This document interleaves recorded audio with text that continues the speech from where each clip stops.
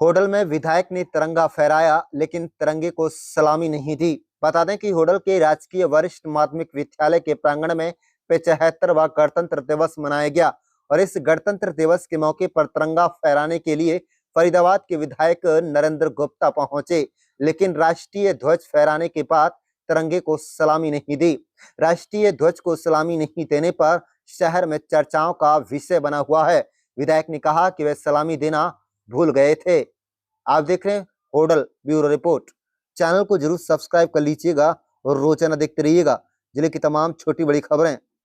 देखिए, हम लोगों का बहुत सौभाग्यशाली समय है कि हम 75वां गणतंत्र दिवस मना रहे हैं और इस दिन विशेष बात है कि राम लला अपने महल में विराजमान हुए। यशस्वी प्रधानमंत्री मोदी जी ने 22 जनवरी को रामलला को विराजमान किया। तो देश में सुशासन के लिए हम लोगों ने राकेश बघेल जी कि हम एक बार आप यहाँ अपने अधिकारों के साथ कर्तव्यों का भी ध्यान रखेंगे और इस देश को कहते हैं कि पूरे राष्ट्र में विकसित भारत बनाने में जो संकल्प आदरणीय मोदी जी ने अगले 25 सालों के लिए रखा है उसको उससे जल्दी ही पूरा करेंगे। मुझे उम्मीद है कि जो इस समय देश का माहौल है, हम लोग विकसित भारत बनाने में बहुत ही जल्दी सफल होंगे।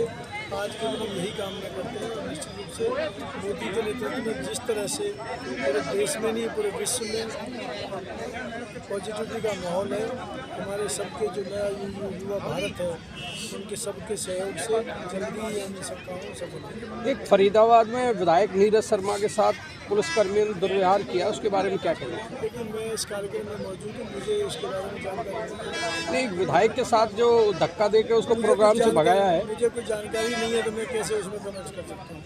और एक आपको पता है कि स्वतंत्रता दिवस के इस गणतंत्र दिवस के कार्यक्रम में होटल में मौजूद हूँ, तो मैंने अभी कोई जानकारी इस बारे में नहीं। तो सर क्या मतलब तिरंगे को सलामी दी जाती है कि नहीं दी जाती है? बिल्कुल देनी चाहिए, दिया जाना चाहिए। तिरंगे का सम्मान हम लोग करते हैं। अपने जितने सैनिक हैं, चाहे वो किसी भी तरह से इसमें हिस्सा उन्होंने लिया है, तो सबको हमने सलामी दी है। आपने ध्वजारोहण के बाद तिरंगे को सलामी नहीं दी, तो इस बारे में क्या कहेंगे? क्या तिरंगे का अपमान नहीं है? कोई अपमान की कोई भावना नहीं है। उस समय क्षणिक बात थी कि झंडे को जब हमने उस समय लेना चाहिए था, निश्चित रूप से। ठीक। अनुकंपा के आधार पर नौकरी भी प्रदान की गई है। भाइयों बहनों, सुशासन से सेवा के संकल्प के साथ जनसेवा का दायित्व संभालने वाली वर्तमान सरकार ने प्रधानमंत्री श्री मोदी जी के सबका साथ सबका विकास और हरियाणा एक हरियाणवी एक के मूल मंत्र पर चलते हुए समस्त हरियाणा और प्रत्येक हरियाणवी की तरक्की और उत्थान के लिए निरंतर कार्य किया है। वर्ष 2024 को संकल्प से परिणाम वर्ष के रूप में मनाया जा रहा है। गीता के कर्म के संदेश की इस पावन हरि की भूमि के इतिहास में धार्मिक असहिष्णुता और हिंसा का कोई स्थान नहीं रहा है। इसी के अनुरूप हम प्रदेश में प्रेम, प्यार और भाईचारे की बयार बहाने के लिए निरंतर काम कर रहे हैं।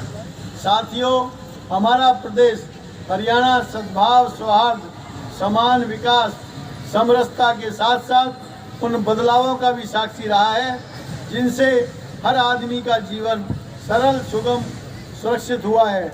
हमने जनसेवा और जनता के बीच दीवार बन चुकी व्यवस्था को हमारी सरकार ने न केवल बदलने का काम किया है, बल्कि ऐसी व्यवस्था देने का प्रयास किया है जिससे जन जन को योजनाओं और सेवाओं का लाभ सरल तरीके से प्राप्त हो सके।